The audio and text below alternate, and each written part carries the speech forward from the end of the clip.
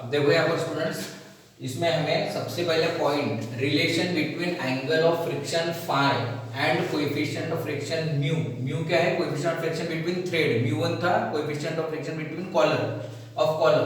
तो angle phi और coefficient of friction mu, इसके बीच में रिलेशन देखना पड़ेगा हमें। अब यहाँ पर देखो, ये एक रफ सरफेस है, इसके ऊपर में एक ऑब्जेक्ट है और ये ऑब्जेक्ट लिफ्ट हो रहा है या इसके ऊपर में लोड अप्लाई हो रहा है। तो ये डायरेक्शन में लोड अप्लाई हो रहा है P, तो ये डायरेक्शन में मोशन होगा। तो ये मोशन को या ये लोड को अपोज करने के लिए ये सरफेस पे फ्रिक्शन होता है। तो फ्रिक्शन अपोजिट डायरेक्शन में रहता है to the application of the load. तो लोड ये डायरेक्शन में लगा तो फ्रिक्शन यहाँ पर अप्लाई होगा F = μr। ठीक है, ये लोड, ये जो ऑब्जेक्ट है इसका वेट परपेंडिकुलर डाउनवर्ड जाएगा तो इसकी रिएक्शन परपेंडिकुलर अपवर्ड आएगा। तो ये कोएफिशिएंट ऑफ फ्रिक्शन और रिएक्शन, इसके बीच में ये इसका रिजल्टेंट बनता है S। S is the resultant of coefficient of friction and reaction. Means S is the resultant of reactional force. ये भी एक रिएक्शनल फोर्स है, वेट का रिएक्शन, ये भी एक रिएक्शन फोर्स है, लोड का रिएक्शन। तो इसका रिजल्टेंट क्या बनता है? S। तो रिजल्टेंट ऑफ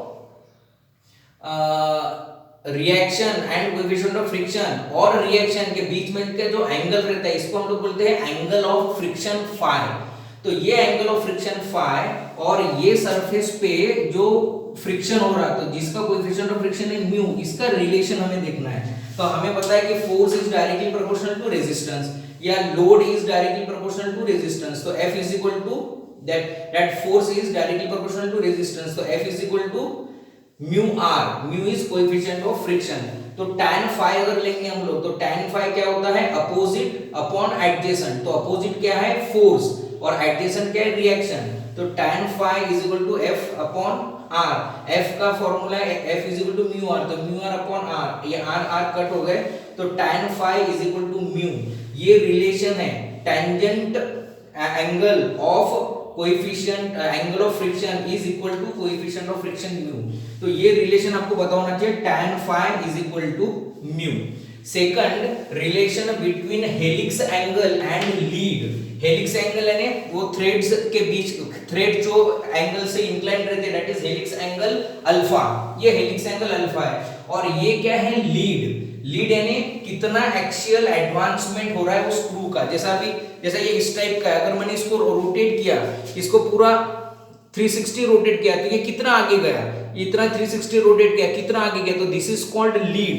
यहां पर भी आप देखेंगे, ये आपको पोर्शन बता, जैसा ये फॉर एग्जांपल ऐसा है, तो अगर मैं इसको रोटेट करता हूं पूरा और ये पूरा रोटेट करके ये 360 डिग्री आता है तो इसका एक्सियल एडवांसमेंट कितना हो रहा है? तो that axial advancement is called lead.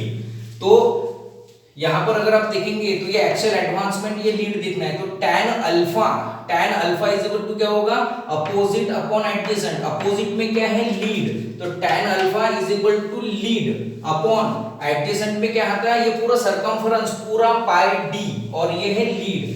तो जैसा हम लोग ने देखा तो सिंगल स्टार्ट में क्या होता है? ये पूरा एक सर्कमफरेंस रोटेट होता है तो ये कितना लिफ्ट होता है? पिच के बराबर। तो लीड यानी यहाँ पर कितना हो गया? पिच।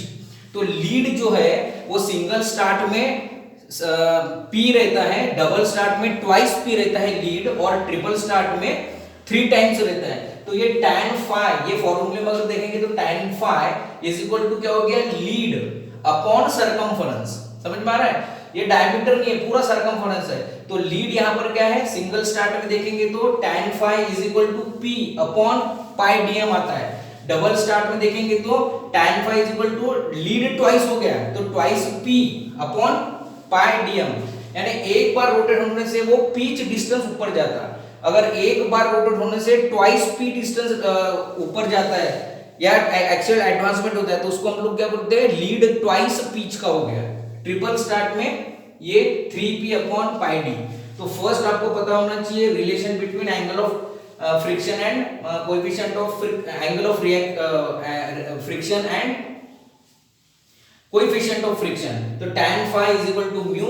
सेकंड है tan phi = lead upon circumference. Third जो पार्ट हम लोग देख रहे हैं, torque exerted on the lever. Lever पे कितना टॉर्क एक्सर्ट हो रहा है? तो लीवर पे टॉर्क कैसा एक्सर्ट होगा? लीवर पे जो फोर्स ऑपरेट करेगा ऑपरेटर, ये जैसा ये लीवर है ना, तो लीवर पे जितना फोर्स अप्लाई होगा और ये डिस्टेंस कितना है, इतना टॉर्क अप्लाई होगा हैंडल पे।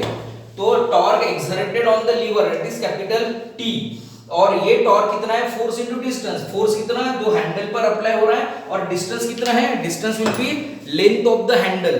समझ में आ रहा है? तो ये जो टॉर्क जो हैंडल के ऊपर में एक्सर्ट हो रहा है, ये फोर्स मैं अप्लाई कर रहा हूं, और ये डिस्टेंस, ठीक है, इतना टॉर्क हैंडल के ऊपर में हो रहा है। तो ये टॉर्क जो है थोड़ा डिस्ट्रीब्यूट होता है ये थ्रेड के सरफेस पे, और ये एक्ट होता है थोड़ा कॉलर पे। तो कॉलर पे जो टॉर्क आएगा और थ्रेड पे जो टॉर्क आएगा that will be equal to the torque on the handle. तो अभी हम लोग सिर्फ हैंडल का टॉर्क देख रहे हैं, फिर T1 हम लोग लेंगे थ्रेड का टॉर्क, T2 लेंगे हम लोग कॉलर का टॉर्क। तो ये तीन चीजें अभी फिलहाल में आपको पता होना चाहिए कि tan phi that is angle of friction is equal to coefficient of friction mu of the threads, and helix angle और लीड के बीच में कि tan phi alpha, tan alpha is equal to lead upon pi dm। वो lead depend करता है single start screw है, double start screw है, ट्रिपल स्टार्ट स्क्रू है, और torque exerted on the lever that is force into distance. Force कौन सा, जो हैंडल पे अप्लाई हो रहा, और डिस्टेंस कौन सा, लेंथ ऑफ द हैंडल। ठीक है, धन्यवाद।